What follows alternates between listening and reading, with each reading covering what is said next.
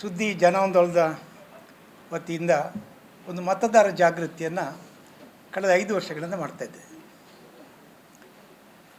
ಕಳೆದ ಲೋಕಸಭಾ ಚುನಾವಣೆಯಲ್ಲಿ ಅಮೇಥಿಯಲ್ಲಿ ಮತ್ತು ವಾರಣಾಸಿಯಲ್ಲಿ ಕೂಡ ಈ ಮತದಾರ ಜಾಗೃತಿ ಆಂದೋಲನ ಪ್ರಾರಂಭ ಮಾಡಿದ್ವಿ. ಅಲ್ಲಿ ಚುನಾವಣೆಯಲ್ಲಿ ಸ್ಪರ್ಧಿಸಲಿಕ್ಕೆ ಅಂತ ಪ್ರಯತ್ನ ಮಾಡಿದ್ವಿ. ಅಮೇಥಿಯಲ್ಲಿ ಈ ವಿಚಾರವನ್ನು ಇಟ್ಟುಕೊಂಡು ಸ್ಪರ್ಧೆ ಮಾಡಲಿಕ್ಕೆ ಅಸಾಧ್ಯ ಆಯಿತು. ವಾರಣಾಸಿ ರಿಜೆಕ್ಟ್ ಆದರೂ ಕೂಡ ಅಲ್ಲಿ ಆ ವಿಚಾರವನ್ನು ಪತ್ರಕರ್ತರ ಮುಂದೆ ನಮಗೆ ಸಾಧ್ಯವಷ್ಟು ಮಟ್ಟಿಗೆ ಪ್ರಚಾರವನ್ನು ಮಾಡಿದೆ. ಆನಂತರ ನಿರಂತರವಾಗಿ 5 ವರ್ಷ ಕರ್ನಾಟಕದಲ್ಲಿ ವಿಧಾನಸಭಾ ಚುನಾವಣೆಯಲ್ಲಿ ವರ್ಣದಲ್ಲಿ ಸಿದ್ದರಾಮಯ್ಯ ಕ್ಷೇತ್ರದಲ್ಲಿ ಮತ್ತು ಶಿಗ್ಗಾವಿಲಿ ಬೊಮ್ಮಾಯಿಯವರ ಕ್ಷೇತ್ರದಲ್ಲಿ ಕೂಡ ಇವತ್ತು ಏನು ನಾನು ಮತದಾರ ಜಾಗೃತಿಯನ್ನು ಹೇಳ್ತಾ ಇದ್ದೇನೆ, ಈ ಫಲಕ ಏನು ಇವತ್ತು ಫಲಕವನ್ನು ಕೊಟ್ಟಿದ್ದೇವ, ನಾವೇ ರಾಜರು, ಜನಪ್ರತಿನಿಧಿಗಳು, ಜನಸೇವಕರು ಅಂತ ಹೇಳೋದ್ರಿಂದ ಪ್ರಾರಂಭವಾಗಿ ಈ ಆಂದೋಲನದಲ್ಲಿ ಪ್ರಾರಂಭ ಮಾಡಿದೆ. ಈ ಆಂದೋಲನ ಪ್ರಾರಂಭ ಮಾಡಿದಾಗ ಅಲ್ಲಿ ನಿಮ್ಮ ಕೈಯಲ್ಲಿ ಇನ್ನೊಂದು ಕೊಟ್ಟದಲ್ಲಿ ಒಂದು ಹ್ಯಾಂಡ್ ಬಿಲ್ ಇದೆ. ಈ ಹ್ಯಾಂಡ್ ಬಿಲ್ನಲ್ಲಿ ಇದು ವರುಣದಲ್ಲಿ ಮಾಡಿದ ಫಲಕದ ಅದು ಇನ್ನೊಂದು ಅದರ ನೆಕ್ಸ್ಟ್ ಪುಟದಲ್ಲಿ ಶಿಗ್ಗಾವಿ ಎದ್ದಿದೆ. ಶಿಗ್ಗಾವಿಯಲ್ಲಿ ಕೂಡ ಈ ಆಂದೋಲನ ಪ್ರಾರಂಭ ಮಾಡಿದಾಗ ಅಲ್ಲಿ ರಾಜಕೀಯವಾಗಿ ನಾವು ಓಟನ್ನು ಕೇಳಿದ್ದಲ್ಲ, ನಾವು ಜನಗಳಿಗೆ ಹೇಳಿದ್ದು, ನೀವು ರಾಜರು, ನೀವು ಮತದಾನ ಮಾಡುವಾಗ ಅವರು ಜನಸೇವಕರು, ನೀವು ಏನೇ ಮಾಡಿದರೂ ಭ್ರಷ್ಟಾಚಾರ ಯಾವುದೇ ವಿಚಾರ ಬಂದರೂ ಕೂಡ ಅವರು ಮುಂದೆ ಹೊಣೆಗಾರರು ನಿಮ್ಮದು. ಇದನ್ನು ಕೇಳಿ, ನೀವು ಕೇಳಿದಾಗ ನಾವು ಜನಾಂದೋಲನಕ್ಕಾಗಿ ನಿಂತಿದ್ದೇವೆ, ನಮಗೊಂದು ಓಟು ಕೊಟ್ಟಾಗೆ ಅಂತ ಹೇಳಿದ್ದೆವು. ಅಲ್ಲಿ ಮತ ನಮಗೆ ಲೆಕ್ಕಲ್ಲ, ನಾವು ಜನ ಜಾಗೃತಿಗಾಗಿ ಜನಗಳು ಮಾಡಲಿಕ್ಕೆ ಹೋದಾಗ ಈ ಆಂದೋಲನ ಮಾಡಿದ್ದೆವು. ಈ ಪುಟಗಳು ನೀವು ಒಳಗೆ ನೋಡಿದರೆ ಗೊತ್ತಾಗ್ತದೆ, ಅದರಲ್ಲಿ ಕಾಂಗ್ರೆಸ್ರು ಇದ್ದರು, ಬಿ ಜೆ ಪಿಯರು ಇದ್ದರು. ಈ ಫಲಕ ಕೊಟ್ಟ ಮೇಲೆ, ಫಲಕ ನೋಡಿದ ಮೇಲೆ ನಮ್ಮ ಓಟು ಕೇಳಿಕಲ್ಲ, ನಿಮ್ಮನ್ನು ರಾಜರಾಗಿ ಮಾಡಲಿಕ್ಕೆ ಬರ್ತೇವೆ ಅಂತ ಹೇಳಿದ ಮಾತು ಕೇಳಿದಾಗ ಅವರೆಲ್ಲರೂ ಕೂಡ ಸೇರಿಕೊಂಡು ಅದರ ಫಲಕವನ್ನು ಅಂಟಿಸಿದ್ರು. ಅದರಲ್ಲಿ ಜಾಗೃತಿ 2 ಕ್ಷೇತ್ರದಲ್ಲಿ ಮಾಡಿ ರಾಜ್ಯಕ್ಕೆ, ಅದು ದೇಶಕ್ಕೆ ಮೊದಲು ಕಳೆದ ಲೋಕಸಭಾ ಚುನಾವಣೆಯಲ್ಲಿ ದೇಶಕ್ಕೆ ಮುಟ್ಟಲಿಕ್ಕೆ ಅಂತ ಪ್ರಯತ್ನ ಮಾಡಿದೆವು. ಅಲ್ಲಿ ನಮ್ಮ ಪ್ರಯತ್ನ ಸಾಧ್ಯವಾಗಲ್ಲ ಭಾಷೆಯ ಕಾರಣಕ್ಕಾಗಿ, ಮತ್ತು ಕಮ್ಯುನಿಕೇಷನ್ ನಮ್ಮ ಪ್ರಾಬ್ಲಮ್ ಆಯಿತು. ಆಗ ಡೆಲ್ಲಿಯಲ್ಲಿ ಕೂಡ ಒಂದು ಪತ್ರಿಕಾಗೋಷ್ಠಿ ಅದರ ಬಗ್ಗೆ ಮಾಡಿದ್ದೆವು. ವಿಧಾನಸೌಧದಲ್ಲಿ ಆದಾಗ ನಾವು ತುಂಬ ಒಂದು 5-6 ದಿವಸ ಕೆಲಸ ಮಾಡಿದೆವು. ಎಲ್ಲ ಕಡೆಯಲ್ಲಿ ಈ ಫಲಕವನ್ನು, ನೋಟ್ಸನ್ನು ಹಂಚಿಕೊಂಡು ಬಂದೆವು. ನಾವು ಈ ಪ್ರಥಮ ಪುಟದಲ್ಲಿ ಏನು ಕೊಡ್ತೇವೋ, ಮತದಾರ ಎದ್ದಲ್ಲಿ ರಾಜ್ಯರಾಗಿ ಅರ್ಜಿಸಿರಿ ಅಂತ ಹೇಳೋದನ್ನು ಅಲ್ಲಿ ಹಂಚಿದ್ದೇವೆ. ಹಾಗೆ ಯಾರೂ ವಿರೋಧ ಮಾಡಲಿಲ್ಲ ನಮಗೆ. ಜನಗಳೆಲ್ಲ ಇದನ್ನು ಹೇಳಿದಾಗ, ಯಾಕೆಂದರೆ ಅಲ್ಲಿ ಅವರಿಗೆ ವಿರೋಧ ಅಲ್ಲ, ನಿಮ್ಮ ಊರು, ನಿಮ್ಮ ಆಡಳಿತ, ನಿಮ್ಮ ಸ್ವಾತಂತ್ರ್ಯ, ಈ ಊರು ನಿಮ್ಮದು, ಇಲ್ಲಿ ಇಲಾಖೆ ನಿಮ್ಮದು, ಬಿ ಜೆ ಪಿದ್ದು ಕಾಂಗ್ರೆಸ್ ಇದಲ್ಲ, ರಾಜ್ಯ ಸರ್ಕಾರದ್ದು ಕೇಂದ್ರ ಸರ್ಕಾರದ್ದಲ್ಲ, ಇದು ನಿಮ್ಮ ಸೊತ್ತು. ನೀವು ಏನು ಆಯ್ಕೆ ಮಾಡ್ತೀರ ಅದು, ನೀವು ಯಾರಿಗೆ ಓಟು ಕೊಡ್ತೀರ ಅವ್ರು ನಿಮ್ಮ ಜನಪತಿ ಹೇಳಿ ಕೆಲಸ ಮಾಡ್ತಾರೆ. ನೀವು ಮೋದಿಗಾಗಿ ಓಟು ಕೊಡೋದಲ್ಲ, ರಾಹುಲ್ ಗಾಂಧಿಗಾಗಿ ಅಲ್ಲ, ನಿಮ್ಮ ಜನಪತಿಯಾಗಿ ಓಟು ಕೊಡೋದು. ಇದು ಗ್ರಾಮ ಸ್ವರಾಜ್ಯದ ಆಡಳಿತ ಆಗಬೇಕು. ಮಹಾತ್ಮ ಗಾಂಧಿಯವರು ಹೇಳಿದ್ದಾರೆ, ಆಡಳಿತ ಅದಕ್ಕೆ ಆಂದೋಲನ ಅಂತ ಪ್ರಾರಂಭ ಮಾಡಿದೆ. ನಿಮ್ಗೆ ಗೊತ್ತಿದೆ, ನಾನು ಸುಳ್ಯ ಪುತ್ತೂರು ಬೆಳತಿ ಪತ್ರಿಕೆಯಲ್ಲಿ ಎಷ್ಟು ವರ್ಷ ಕೆಲಸ ಮಾಡಿದ್ದೇನೆ. ಈಗ ಅದನ್ನು ಬಿಟ್ಟಿದ್ದೇನೆ. ಈ ಕಳೆದ ಮಾರ್ಚಿನಿಂದ ಸಂಪೂರ್ಣವಾಗಿ ಪತ್ರಿಕೆಗಳಿಂದ, ಚಾನಲಿಂದ ಹೊರಗೆ ಬಂದೇನೆ. ಯಾಕೆಂದರೆ ಜನ ನನ್ನನ್ನು ಅದಕ್ಕೆ ಮಿಕ್ಸ್ ಮಾಡ್ತಾರೆ. ನಾವು ಏನು ಮಾತಾಡೋದು ಪತ್ರಿಕೆಯಲ್ಲಿ ಮಾತಾಡೋಂತಾಗ್ತದೆ. ಹಾಗಾಗಿ ಸಂಪೂರ್ಣವಾಗಿ ಪತ್ರಿಕೆಯಿಂದ ಹೊರಗೆ ಬಂದು ಈ ವರ್ಷದಿಂದ ಇದನ್ನೇ ಆಂದೋಲನವನ್ನು ಒಂದು ಜೀವನದ ಏನು ಉದ್ದೇಶವನ್ನಾಗಿ ಇಟ್ಕೊಂಡು ಕೆಲಸ ಮಾಡ್ತಾಯಿದ್ದೇನೆ. ನಾವು ಪತ್ರಿಕೆಯಲ್ಲಿದ್ದಾಗಲೂ ಅದನ್ನು ಪ್ರಯತ್ನ ಮಾಡ್ತಾಯಿದ್ರು ಕೂಡ ಅಲ್ಲಿ ರಾಜಕೀಯ ಇನ್ನೊಂದು ವಿಷಯ ಬಂದಾಗ ನಮ್ಮ ಚಿಂತನೆಗಳು ತುಂಬ ಆ ಸಂದರ್ಭಕ್ಕೆ ಸರಿಯಾಗಿ ನಡೀತಾಯಿತ್ತು. ಈಗ ವಿಷಯವೇ ಬೇರೆ. ಹಾಗಾಗಿ ಆಂದೋಲನವನ್ನು ನಾವು ಶಿವಮೊಗ್ಗದಲ್ಲಿ ಚುನಾವಣೆಗೆ ಮುಂಚೆ ಪ್ರಾರಂಭ ಮಾಡಬೇಕಂತ ಯೋಚನೆ ಮಾಡಿದೆವು. ಶಿವಮೊಗ್ಗದಲ್ಲಿ ಮಾಡಿ ಪ್ರಯತ್ನ ಮಾಡಿ ನಂತರ ಆಯಿತು. ಈ ಸತಿ ಒಂದು ತಿರುಗಿ ಬರೋ ಹಾಗೆ ವಾರಣಾಸಿಗೆ ಹೋಗಿದ್ದೆವು. ವಾರಣಾಸಿಯಲ್ಲಿ 1 ವಾರ ಇದ್ದೆ. ವಾರಣಾಸಿ 1 ವಾರ ಇದ್ದಾಗ ಮಾಡಿದಿಷ್ಟೇ, ಜನಗಳ ಮುಂದೆ ಹೋಗಿ ಮನ್ ಕಿ ಬಾತ್ ಅಂತ ಕೇಳ್ತೀವಿ. ಇಷ್ಟವಾಗಿ ನಾವು ಮೋದಿಯವರ ಮನ್ ಕಿ ಬಾತ್ ಕೇಳ್ತೇವೆ, ರಾಹುಲ್ ಗಾಂಧಿಯವರ ಮಾತು ಕೇಳ್ತೇವೆ. ನಡೆದೆ ನಿಮ್ಮ ಮನ್ ಕಿ ಬಾತ್ ಏನು ಅಂತ ವರ್ಣದಲ್ಲಿ ಅಲ್ಲ ವಾರಣಾಸಿಯಲ್ಲಿ ಬಹಳ ಒಳ್ಳೆಯ ರೆಸ್ಪಾನ್ಸ್ ಬಂತು. ನಾವು ನೆನೆಸ್ಕೊಳ್ತೇವೆ, ಇಲ್ಲಿ ನಾವು ಜನಗಳಿಗೆ ಹತ್ರ ಓಟಿಗೆ ನಿಂತಾಗ ಇಲ್ಲಿ ಯಾರು ನಿಲ್ತೇವೆ, ನಾವು ಮೋದಿಯಾಗಿಂತ ಓಟ್ ಹಾಕ್ತಾರೆ, ರಾಹುಲ್ ಗಾಂಧಿ ಅಂತ ಓಟ್ ಹಾಕ್ತಾರೆ. ಕೇಳಿದರೆ ಅಭ್ಯರ್ಥಿ ಯಾರಾದರೂ ನಮಗೇನು ಅಂತೇಳೋ ಭಾವನೆ ತುಂಬ ಜನರಲ್ಲಿದೆ. ಅಲ್ಲಿ ಹಾಗಿಲ್ವೇ ಇಲ್ಲ. ಅಲ್ಲಿ ಆ ವಾರಣಾಸಿಯಲ್ಲಿ ನಾವು ವಕೀಲರ ಸಂಘದಲ್ಲಿ ಹೋದಾಗ ಬಿ ಜೆ ಪಿ ಪಕ್ಷದ ವಕೀಲರ ಅಧ್ಯಕ್ಷರಿದ್ದರು. ಅವರು ಕೂಡ ನಾವು ಓಟ್ ಹಾಕೋದು ಇಲ್ಲಿ ಮಾಡಿದ ಕೆಲಸಕ್ಕೆ ಅಂತ ಹೇಳ್ತಾರೆ. ಮೋದಿಯಲ್ಲಿ ಒಳ್ಳೆ ಕೆಲಸ ಮಾಡಿದ್ದಾರೆ, ಕರೆಂಟಿಗೆ ಒಳ್ಳೆ ಕೆಲಸ ಮಾಡಿದ್ದಾರೆ, ಇಲ್ಲಿ ಕಾಶಿ ಘಾಟನ್ನು ಚೆನ್ನಾಗಿ ಇಂಪ್ರೂವ್ ಮಾಡಿದ್ದಾರೆ, ರಸ್ತೆಗಳಾಗಿವೆ, ವಿಮಾನ ನಿಲ್ದಾಣಗಳಿಗೆ ಹತ್ತಿರ ಆಗಿದೆ. ಮೋದಿಯವರ ಕೆಲಸಕ್ಕಾಗಿ ಓಟು ನೋಡಿ, ವ್ಯತ್ಯಾಸಗಳಿಷ್ಟೇ. ಹಾಗಾಗಿ ನಾನು ವಾರಣಾಸಿ ಎಲ್ಲಿ ತಿರುಗಿದ್ರು ಕೂಡ ಕೇಳುವರಿದ್ದಾರೆ, ಕೆಲಸ ಆಗಲಿಲ್ಲ ಅಂತ ಹೇಳೋರಿದ್ದರು. ಆದರೆ ತುಂಬ ಜನ ಮೋದಿಯವರಿಗೆ ನಾವು ಓಟ್ ಹಾಕ್ತೇವೆ, ಅವ್ರಿಗೆ ತಮ್ಮ ಕ್ಷೇತ್ರದಲ್ಲಿ ತುಂಬ ಕೆಲಸ ಮಾಡಿದ್ದಾರೆ. ದೇಶದ ವಿಷಯ ಕೊನೆಯಲ್ಲಿ ಬರ್ತದೆ. ಊರು ಆದರೆ ದೇಶ ಅಂತ ಲೆಕ್ಕ. ನಾವು ಯಾಕೆಂದರೆ ಉಲ್ಲೇಖ ಮಾಡ್ತಾ ಇದ್ದೇನೆ ಅಂದರೆ, ಈ ಕ್ಷೇತ್ರ ನಮ್ಮದು ಉದ್ಧಾರ ಆದರೆ ದೇಶ ಉದ್ಧಾರ ಆದಾಗೆ. ನಮ್ಮಲ್ಲಿ ತುಂಬ ಚೆನ್ನಾಗಿದೆ ದೇಶಕ್ಕಾಗಿ. ನಾವು ದೇಶ ಅಂದರೆ ಮಹಾತ್ಮ ಗಾಂಧಿ ಹೇಳಿದ ಊರು, ಮಹಾತ್ಮ ಗಾಂಧಿ ಗ್ರಾಮ ಸ್ವರಾಜ್ಯ ಅಂದರೆ ಹಳ್ಳಿ, ಹಳ್ಳಿ ದೇಶ. ನಾವು ಇರೋ ಊರಲ್ಲಿ ನಮ್ಮ ಹಳ್ಳಿ ಉದ್ಧಾರ ಆದರೆ ಅದು ದೇಶ ಉದ್ಧಾರ ಆದಾಗೆ. ನಾವು ಹಳ್ಳಿಯಲ್ಲಿ ಇಲ್ಲಿ ಕೂತ್ಕೊಂಡು ನಮ್ಮ ಹಳ್ಳಿ ಬಗ್ಗೆ ಚಿಂತನೆ ಮಾಡದೆ ದೇಶದ ಬಗ್ಗೆ ಚಿಂತನೆ ಮಾಡಲಿಕ್ಕೆ ಏನೂ ಇರೋದಿಲ್ಲ ನಮಗೆ. ದೇಶದಲ್ಲಿ ಕೆಲಸ ಮಾಡಲಿಕ್ಕೆ ಏನೂ ಇರೋದಿಲ್ಲ ನಮಗೆ. ನಾವು ಮಾಡುವ ಯೋಚನೆಗಳು ಹಳ್ಳಿಯಲ್ಲಿದ್ದರೆ, ಗ್ರಾಮದಲ್ಲಿದ್ದರೆ, ಊರಲ್ಲಿದ್ದರೆ ಆ ಕಡೆ ಕೇಂದ್ರೀಕೃತವಾಗಬೇಕು. ಇದನ್ನು ನಾವು ಉದ್ಧಾರ ಮಾಡ್ತಾ ಹೋದಾಗೆ ದೇಶ ಉದ್ಧಾರ ಆಗ್ತದೆ ಅಂತ ಹೇಳುವ ಯೋಚನೆಯೊಂದಿಗೆ ನಾವಲ್ಲಿ ಮಾತಾಡ್ತೇವೆ. ಅದಕ್ಕೆ ಅಲ್ಲೇ ಜನರಲ್ಲಿ ಮಾಡಿದಾಗ ವಾರಣಾಸಿಯಲ್ಲಿ ಭಾಳ ಒಳ್ಳೆಯ ರೆಸ್ಪಾನ್ಸ್ ಬಂತು. ಅದನ್ನು ವಾರಣಾಸಿಯಲ್ಲಿ ಜನರ ಮನ್ ಕಿ ಬಾತ್ ಅಂತ ನಾವು ವೀಡಿಯೋ ಮಾಡಿದ್ದೇನೆ. ಇವತ್ತಾದಮೇಲೆ ನಿಮಗೆಲ್ಲ ಶೇರ್ ಮಾಡ್ತೇನೆ.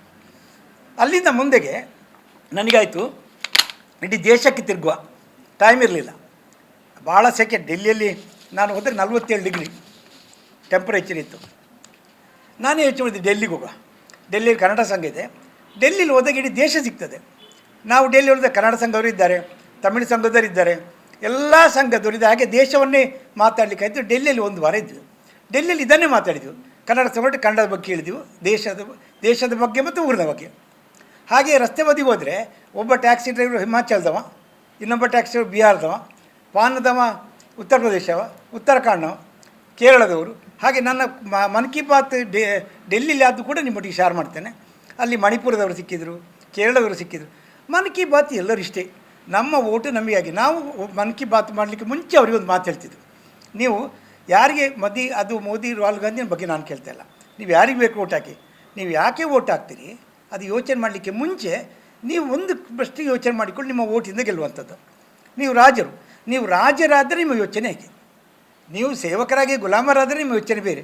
ಅವರನ್ನು ಗೆಲ್ಲಿಸಬೇಕು, ಅವರು ಸರಿ. ನೀವು ರಾಜರಾದರೆ ಅವರು ನಿಮ್ಮ ಜನಸೇವಕರಂತ ಯೋಚನೆ ಮಾಡಿ ಆಮೇಲೆ ಮಾತಾಡಿದ 5 ನಿಮಿಷ ಟೈಮ್ ಕೊಡ್ತಿದ್ದೆ.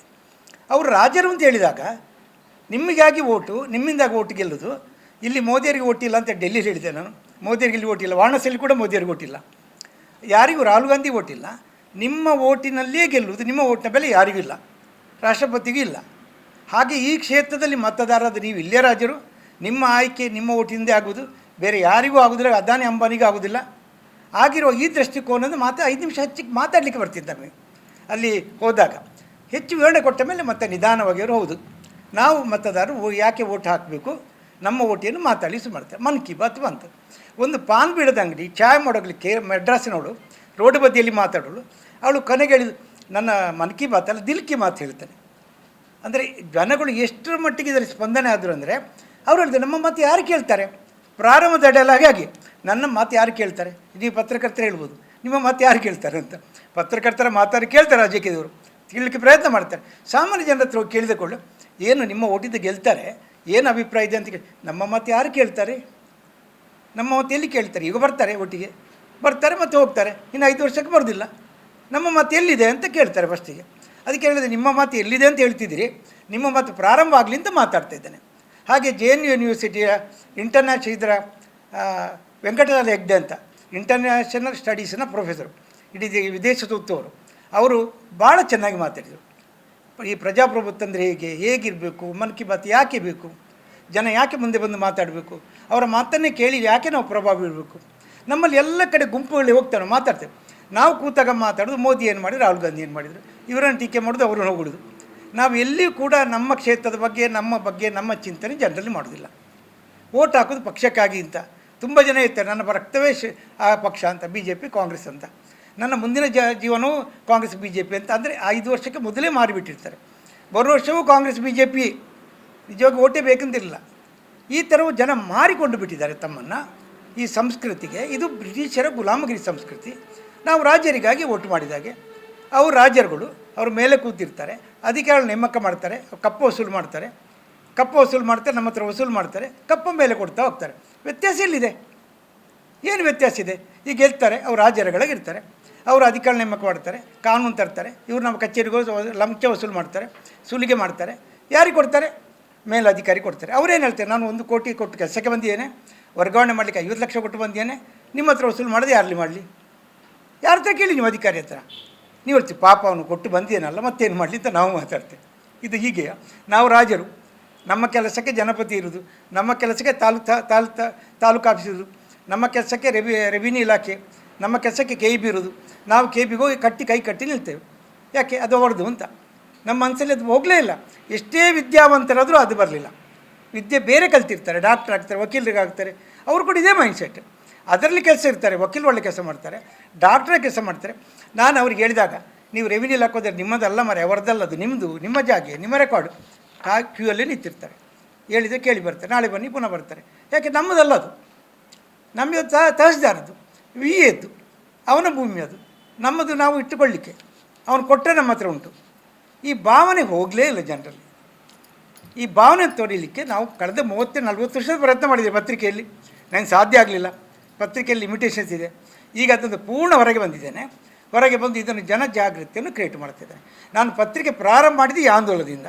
ಅದು ಹೇಳದಿದ್ದರೆ ನಿಮ್ಗೆ ಯಾಕೆ, ನಾನೀಗ 40 ವರ್ಷ ಮೊದಲು ಪತ್ರಿಕೆ ಮಾಡಿದಾಗ ಬಳಕೆದಾರ ವೇದಿಕೆಯಲ್ಲಿ ಭ್ರಷ್ಟಾಚಾರದ ವಿರುದ್ಧ ಹೋರಾಟ ಮಾಡಿ, ಅಲ್ಲಿ ಕಾಂಬಳಿ ಅಂತ ಸಬ್ ಇನ್ಸ್ಪೆಕ್ಟರ್ ಪತ್ರಿಕೆ ದಾನ ಮಾಡಿ, ಭ್ರಷ್ಟಾಚಾರಿ ಅಂತೇಳಿ ಸಾರ್ವಜನಿಕ ಓಟಿನ ಮೇಲೆ ಅವರನ್ನು ಆಯ್ಕೆ ಮಾಡಿ, ಅದರ ಪರಿಣಾಮ ಕೇಸಾಗಿ, ನನ್ನ ಮೇಲೆ ಹಲವು ಕೇಸಾಗಿ, ಅದರಿಂದ ಹೊರಗೆ ಬರಲಿಕ್ಕೆ ನಾನು ರಾಮಕೃಷ್ಣ ಹೆಗಡೆ ಎದುರು, ಬಂಗಾರಪ್ಪನ ಎದುರು, ಸೊರಬದಲ್ಲಿ, ಇಲ್ಲಿ ಬಸವನಗುಡಿಯಲ್ಲಿ ಮತ್ತು ಕಾರ್ಕಳದಲ್ಲಿ ನಿಂತು, ವೀರಪ್ಪ ಮೊಯ್ಲಿ ಎದುರು ನಿಂತು, ಸಂಭಾವ್ಯ ಮುಖ್ಯಮಂತ್ರಿಗಳಾದ್ದರಿಂದ ನನಗೆ ರಕ್ಷಣೆ ಬಂದು, ನನಗೆ ರಕ್ಷಣೆ ಯಾಕೆ ಬಂತೆ, ನಾನು ಕ್ಯಾಂಡಿಡೇಟ್ ಆದಾಗ ನನ್ನ ಜೀವ ಉಳಿಸಲಿಕ್ಕೆ ಪ್ರಯತ್ನ ಮಾಡಿದರು.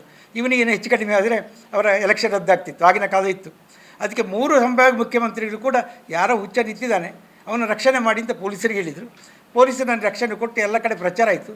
ನನ್ನ ಆಂದೋಲನಕ್ಕೆ ಅಲ್ಲಿ ಜನಜಾಗೃತಿಯನ್ನು ಅವತ್ತಿನ ಭ್ರಷ್ಟಾಚಾರದ ವಿರುದ್ಧ ಮಾಡಿದರು. ನನಗೆ ರಕ್ಷಣೆ ಬಂತು, ನನ್ನ ಉದ್ದೇಶ ಆಯಿತು. ಆ ನಂತರ ಪತ್ರಿಕೆ ಮಾಡಿದೆ ಇದಕ್ಕಾಗಿ. ಯಾಕೆ? ಪತ್ರಿಕೆ ನನಗೆ ಬೆಂಬಲ ಕೊಟ್ಟರು. ನಿಮಗೆ ಆಂದೋಲನಕ್ಕೆ ನಾವು ಬೆಂಬಲ ಕೊಡ್ತೇವೆ, ಮುಂದೆಗೆ ನಿಮಗೆ ತೊಂದರೆ ಕೊಟ್ಟರೆ ಮುಖ್ಯಮಂತ್ರಿಯ ಎದುರು ನಿಂತ ಅಭ್ಯರ್ಥಿಗೆ ಹರಾಸ್ಮೆಂಟ್ ಅಂತ ಬೆಂಬಲ ಕೊಡ್ತೇವೆ ಅಂತ ವಿಧಾನಸಭೆಯಲ್ಲಿ ಪತ್ರಕರ್ತರು ಹೇಳಿದರು.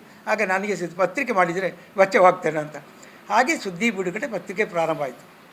ವೈದ್ಯಕೀಯ ವೃತ್ತಿಯಿಂದ ಸುದ್ದಿ ಬಿಡುಗಡೆ ಪತ್ರಿಕೆ ಬರಲಿಕ್ಕೆ ಪ್ರಾರಂಭದು. ಈಗ 40 ವರ್ಷ ಕಳೆದ ಮೇಲೆ ಪತ್ರಿಕೆಯಿಂದ ಹೊರಗೆ ಬಂದು ಮೂಲವಾಗಿ ಏನು ಹೋರಾಟ ಮಾಡಿದ್ದೇನೆ ಅದು ಜನಾಂದೋಲನವನ್ನು ಪ್ರಾರಂಭ ಮಾಡ್ತಿದ್ದೇನೆ. ಇದು ಮತದಾರ ಜಾಗೃತಿ ಆಂದೋಲನ. ಹಾಗೆ ಇದು ನನ್ನ ಡೆಲ್ಲಿಯಲ್ಲಿ ನನ್ನ ತಂಗಿ, ಇದನ್ನು ಡೆಲ್ಲಿಯಲ್ಲಿ ಮಾಧವ ಅಂತ ಇಂಜಿನಿಯರ್, ಇವರು ಡೆಲ್ಲಿಯಲ್ಲಿದ್ದರು. ನಾನು ಜನಾಂದೋಲನ ಮಾಡುವಾಗ ಡೆಲ್ಲಿಯಲ್ಲಿ ಮನ್ ಕಿ ಬಾತ್ ಮಾಡಲಿಕ್ಕೆ ಇವರ ಫ್ಯಾಮಿಲಿ ಮತ್ತು ಕುಟುಂಬದಲ್ಲಿ ನನಗೆ ಹೆಲ್ಪ್ ಆಗಿದೆ. ಅವರು ನನ್ನನ್ನು, ಇವರ ಮಗ ನನ್ನೆಲ್ಲ ಕರ್ಕೊಂಡೋಗಿ ಮನ್ ಕಿ ಬಾತ್ ಮಾಡಿದ್ದಾರೆ. ಹಾಗೆ ಹೇಗೆ ಮನ್ ಕಿ ಬಾತ್ಗೆ ಜನ ಬೆಂಬಲವನ್ನು ಕೊಡ್ತಾರೆ. ಇದನ್ನು ನಾನು ಪತ್ರಕರ್ತರ ಮುಂದೆ ಇಡ್ಲಿಕ್ಕೆ ಬಯಸ್ತೇನೆ. ಇವತ್ತಿನ ಜನಪ್ರತಿನಿಧಿ ಯಾರೇ ಗೆಲ್ಲಿ, ಯಾವುದೇ ಪಕ್ಷದಿಂದ ಗೆದ್ದು ಬರಲಿ, ಅವರು ನಮ್ಮ ಜನಪ್ರತಿನಿಧಿ ಅಂತ ನಾವು ಯೋಚನೆ ಯಾವಾಗ ಮಾಡ್ತೇವೋ ಅವನು ಕೆಲಸ ಮಾಡೋ ಶಕ್ತಿ ನಮ್ಮಲ್ಲಿ ಇರ್ತದೆ. ಕೊನೆಯದಾಗಿ ಒಂದು ಮಾತು ಹೇಳಬಲ್ಲೆ, ಯಾರು BJPಗೆ ಓಟಾಕಿ BJPನ ಗೆಲ್ಲಿಸಿರ್ತಾರ ಅವರು ಹೆಚ್ಚು ಜವಾಬ್ದಾರಿ ತಗೊಳ್ಬೇಕಾಗ್ತದೆ.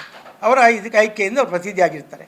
ಕಾಂಗ್ರೆಸ್ಸಿಂದ ಓಟಾಕಿ ಯಾರು ಕಾಂಗ್ರೆಸ್ಗೆ ಗೆಲ್ಲಿಸಿರ್ತಾರ ಅವ್ರು ಹೆಚ್ಚು ಜವಾಬ್ದಾರಿ ಇದೆ. ನಮ್ಮ ಆಯ್ಕೆ ಅವರ ಓಟಿನಿಂದ ಗೆದ್ದಿರೋದು. ಅವರ ಓಟಿಂದ ಗೆದ್ದಿರುವಾಗ ಅವ್ರು ಹೆಚ್ಚು ಜವಾಬ್ದಾರಿ ತಗೊಂಡು ಅವರು ಒಳ್ಳೆ ಕೆಲಸ ಮಾಡೋದು ಮಾಡಬೇಕಾಗ್ತದೆ. ಅವರು ತಪ್ಪು ಮಾಡಿದರೆ ಹೆಚ್ಚಾಗಿ ಗುರುತಿಸಬೇಕಾಗಿದೆ ನಮ್ಮ ಆಯ್ಕೆ. ಹೇಗೆ ನಾವು ಆದರೆ ಈ ರಾಜಕೀಯದವರು ಏನು ಮಾಡ್ತಾರೆ ಅಂದರೆ, BJಪಿಯಲ್ಲಿ ಓಟ್ ಗೆಲ್ಲಿಸಿದವರು ಅವರ ನಾಯಕ ಗೆದ್ದರೆ ಅವರ ಅನ್ಯಾಯವನ್ನು ಸಮರ್ಥನೆ ಮಾಡ್ತಾರೆ, ಕಾಂಗ್ರೆಸ್ಸಿನವರು ವಿರೋಧ ಮಾಡ್ತಾರೆ. ಇದು ಹೀಗೆ ಆಗಬಾರ್ದು ಅಂತ ನಾವು ಹೇಳ್ತೇವೆ.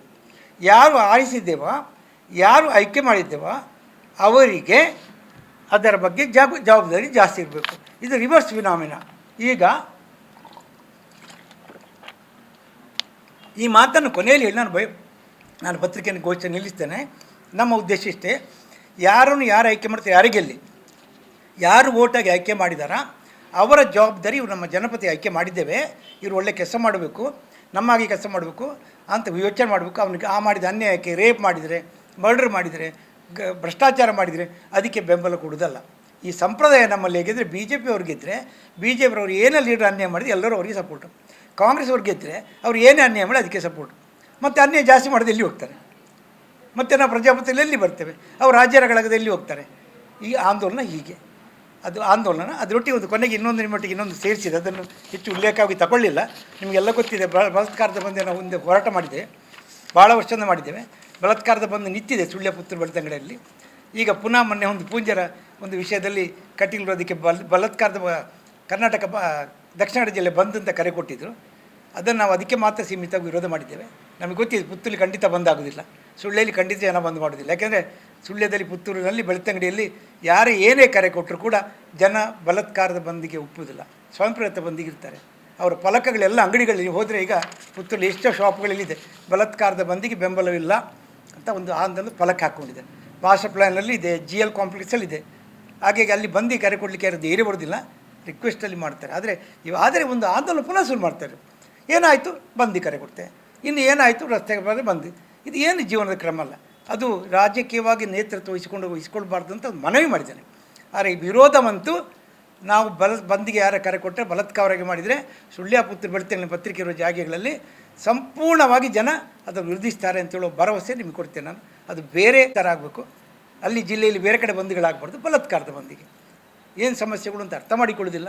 ಸುಪ್ರೀಂ ಕೋರ್ಟ್ನ ಜಡ್ಜ್ಮೆಂಟ್ ಇದೆ, ಬಲಾತ್ಕಾರದ ಬಂದು ಮಾಡಿದೆ ಅದು ಅತ್ಯಾಚಾರಕ್ಕೆ ಸಮ ಅಂತ ಜಡ್ಜ್ಮೆಂಟ್ ಹೇಳಿಕೆ ಕೊಟ್ಟಿದ್ದಾರೆ. ಯಾರು ಬಂದಿಗೆ ಕರೆ ಕೊಡ್ತಾರ ಅವರು ಪರಿಹಾರ ಕೊಡಬೇಕಂತ ಹೇಳಿದ್ದಾರೆ, ಅವರು ಶಿಕ್ಷಾರ್ಹರು ಅಂತ ಹೇಳಿದ್ದಾರೆ. ಬಟ್ ಜನರಿಗೆ ಅದು ಮುಂದೆ ಬಂದು ಹೇಳುವ ಧೈರ್ಯ ಬೇಕಾಗ್ತದೆ. ಬಂದು ಮಾಡಿದ್ದಾರೆ ಅಂತ ಹೇಳಿ ಜನ ಬಂದು ಕೊಡದಿದ್ದರೆ ಪರಿಹಾರ ಸಿಗೋದಿಲ್ಲ. ಅದಕ್ಕೆ ಈ ಜನ ಧೈರ್ಯ ಮಾಡಿ ಅದನ್ನು ಎದುರಿಸುವ ಶಕ್ತಿ ಪಡಬೇಕು. ಅದಕ್ಕೆ ಮಾಧ್ಯಮದವರು ಸಹಕಾರ ಕೇಳ್ತೇನೆ. ಈ ಆಂದೋಲನಕ್ಕೆ ನಿಮಗೆ ಬೆಂಬಲ ಬೇಕು. ನಾನು ಇಲ್ಲಿಂದ ನಾಳೆ ಬ್ಯಾಂಗ್ಳೂರಿಗೆ ಹೋಗ್ತಾ ಇದ್ದೇನೆ. ಬ್ಯಾಂಗ್ಳೂರಲ್ಲಿ ಈ ಆಂದೋಲನದ ಬಗ್ಗೆ ಸ್ವಲ್ಪ ಜನರು ಸೇರಿಸ್ತಾ ಇದ್ದೇನೆ. ಶಿವಮೊಗ್ಗದ ಜಿಲ್ಲೆಯಲ್ಲಿ ಇವತ್ತು ಗೋವಾಕ್ಕೆ ಹೋಗಿ ನಾಡ್ದು 33ನೇ ತಾರೀಕಿಗೆ ಶಿವಮೊಗ್ಗದಲ್ಲಿ ಆಂದೋಲನ ಮಾಡ್ತಾಯಿದ್ದೇನೆ. ಈ ಆಂದೋಲನವನ್ನು ಶಿವಮೊಗ್ಗದಲ್ಲಿ ಪ್ರಾರಂಭ ಮಾಡ್ತಾಯಿದ್ದೇನೆ. ಯಾಕೆಂದರೆ ನಾನು ದಕ್ಷಿಣ ಜಿಲ್ಲೆಯಲ್ಲಿ ಮಾಡಿದ್ರು ನಾನು ಪತ್ರಿಕೆ ನನ್ನನ್ನು ವಿಷಯ ಬರೋದು ಪೇಪರಲ್ಲಿ ಬರಬಾರ್ದು. ಶಿವಮೊಗ್ಗದಲ್ಲಿ ಆದರೆ ನಾನು ಪತ್ರಿಕೆಯವನಲ್ಲ, ನಾನು ಹೊರಗಿನವ ಅಂತ ಶಿವಮೊಗ್ಗ ಜಿಲ್ಲೆಯಿಂದ ಪ್ರಾರಂಭ ಮಾಡ್ತೇನೆ ಮತ್ತು ಬ್ಯಾಂಗ್ಳೂರಿಂದ ಪ್ರಾರಂಭ ಮಾಡ್ತೇನೆ. ದಕ್ಷಿಣ ಜಿಲ್ಲೆಯಲ್ಲಿ ಅದು ತನ್ನಷ್ಟಕ್ಕೆ ನಡೀತದೆ ಅಂತ ನನಗೆ ಭರವಸೆ ಇದೆ. ದಕ್ಷಿಣ ಜಿಲ್ಲೆ ಕೊನೆಯಲ್ಲಿ ಮಾಡುವಂಥ ಯೋಚನೆ ಮಾಡಿದ್ದೇನೆ. ಆದರೆ ಆಂದೋಲನ ನಿರಂತರವಾಗಿ ಮಾಧ್ಯಮದ ಮೂಲಕ, ಸುದ್ದಿ ಮಾಧ್ಯಮದ ಮೂಲಕ ಅದಕ್ಕೆ ಜನಾಂದೋಲನಕ್ಕೆ ಬೆಂಬಲವನ್ನು ಕೊಡ್ತಾ ಇರ್ತೇವೆ. ಈ ಆಂದೋಲನದಲ್ಲಿ ಸುದ್ದಿ ಮಾಧ್ಯಮದೊಟ್ಟಿಗೆ ನೀವೆಲ್ಲ ಮಾಧ್ಯಮರು ಕೈ ಜೋಡಿಸಬೇಕು. ಈ ಸತಿ ಯಾರೇ ಆಯ್ಕೆಯಾಗಿ ಬಂದರೂ ಕೂಡ ಅವನನ್ನು ಬಂದ ಕೂಡಲೇ ನೀವು ರಾಜ ಅಂತ ಹೇಳೋ ಬದಲು ನೀವು ನಮ್ಮ ಜನಸೇವಕ ಅಂತೇಳಿ ಸಂಬೋಧಿಸುವ ಪ್ರಯತ್ನವನ್ನು ನಾವೆಲ್ಲ ಮಾಧ್ಯಮರು ಮಾಡಿದರೆ ಅವನು ಜನಸೇವಕ ಅಂತ ಪ್ರಾರಂಭದಲ್ಲಿ ಇರ್ತಾನೆ, ಕೊನೆಯವರೆಗೆ ಇರ್ತಾನೆ ಅಂತ ಹೇಳ್ತಾ ಈ ಆಂದೋಲನಕ್ಕೆ ನೀವು ಕೈ ಜೋಡಿಸ್ತೀರಿ ಅಂತ ನಿಮ್ಮಲ್ಲಿ ವಿನಂತಿ ಮಾಡಿಸ್ತಾ ನಾನು ಮಾತನಾಡಿಸ್ತೇನೆ. ಏನೋ ಪ್ರಶ್ನೆಗಳು ಕೇಳುವುದಿದ್ದರೆ ಅದಕ್ಕೆ ಉತ್ತರ ಕೊಡಲಿಕ್ಕೆ ತಯಾರಿದ್ದೇನೆ.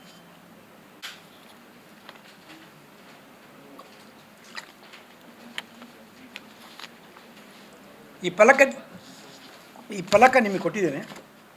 ಇದು ನೀವು ಪುತ್ತೂರು ಸುಳ್ಯ ತಾಲೂಕಲ್ಲಿ ಬಂದರೆ ತುಂಬ ಕಡೆಯಲ್ಲಿದೆ, ಶಾಲೆಗಳಲ್ಲಿದೆ, ಅಂಗಡಿಗಳಲ್ಲಿದೆ.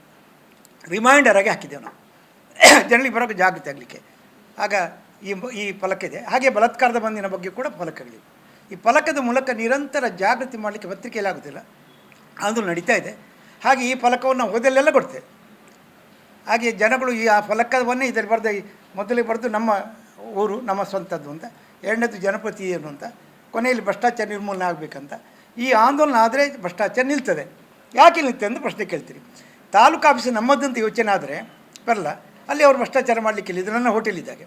ನಮ್ಮ ಹೋಟೆಲ್ ನಮ್ಮ ಅಧಿಕಾರಿ ನಮ್ಮ ಕೆಲಸ ಭ್ರಷ್ಟಾಚಾರ ಮಾಡಲಿಕ್ಕಿದೆಯಾ, ನಮಗೆ ಅನ್ಯಾಯ ಮಾಡಲಿಕ್ಕಿದೆಯಾ? ನಾವು ಓನರ್ಗಳು. ಜನರು ಓನರ್ ಆದರೆ ಈ ತಾಲೂಕು ಆಫೀಸ್ ಆಗಲಿ ರಸ್ತೆ ಆಗಲಿ ಅಲ್ಲಿ ಭ್ರಷ್ಟಾಚಾರ ಹೇಗೆ ಆಗ್ತದೆ? ಇದು ನಮ್ಮ ರಸ್ತೆ, ನಮ್ಮ ಎಲ್ಲ ರಸ್ತೆ, ಅಲ್ಲಿ ಭ್ರಷ್ಟಾಚಾರ ಹೇಗೆ ಆಗ್ತದೆ? ಅಲ್ಲಿ ಕಳಪೆ ಯಾಕೆ ಆಗ್ತದೆ? ನಮ್ಮ ಕೆಲಸದ ಯಾಕೆ ಕಲಿತಿದ್ದಾನೆ? ಕೆಲಸ ಕದ್ದರೆ ಕೆಲಸವನ್ನು ತೆಗಿತೇವೆ. ಅಥವಾ ನೋಡಿಕೊಂಡು ಮ್ಯಾನೇಜರ್ ಜನಪ್ರತಿನಿಧಿ ಅವನು ಕೆಲಸ ಮಾಡದಿದ್ದರೆ ಅವ್ರ ಕೆಲಸ ತೆಗಿತೇವೆ.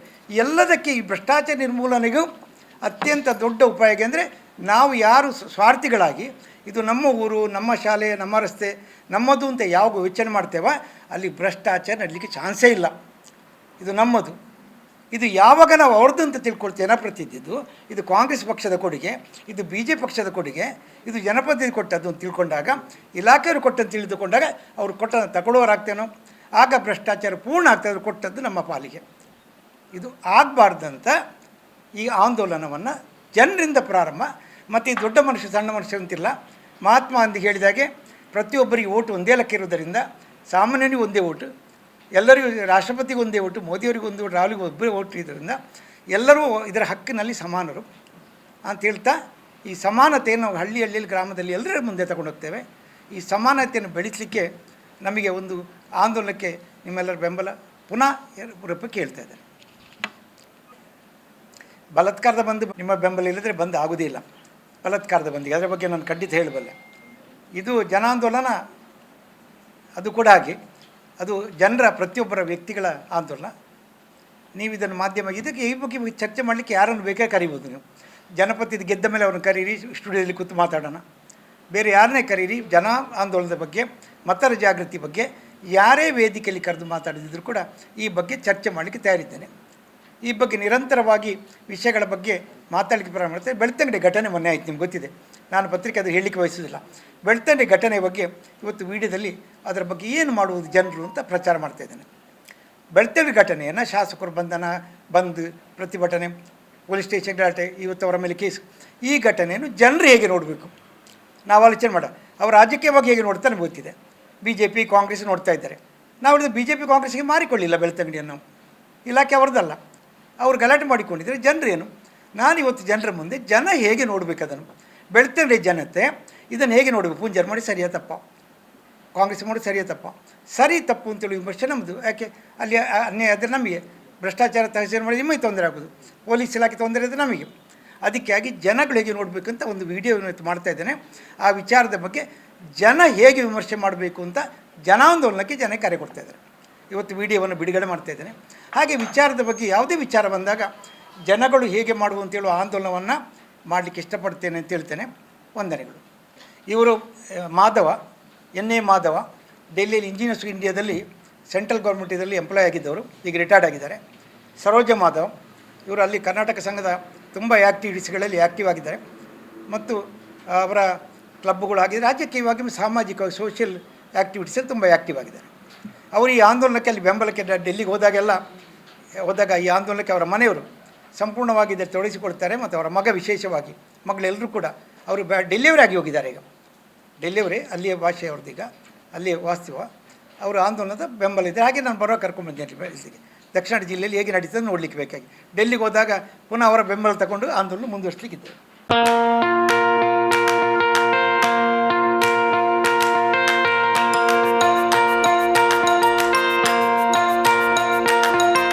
Dr. M.V. Shetty Institutions, Mangaluru.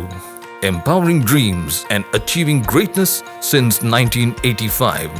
Dr. M.V. Shetty College prides itself in its history of 38 years. It undertook path-breaking initiatives in Indian higher education with the introduction of innovative and modern curricula, insistence on academic discipline, imparting of holistic education, and adoption of global higher education practices with the support of creative and dedicated staff. First private college in Karnataka offering diverse healthcare programs, offers you multiple of courses.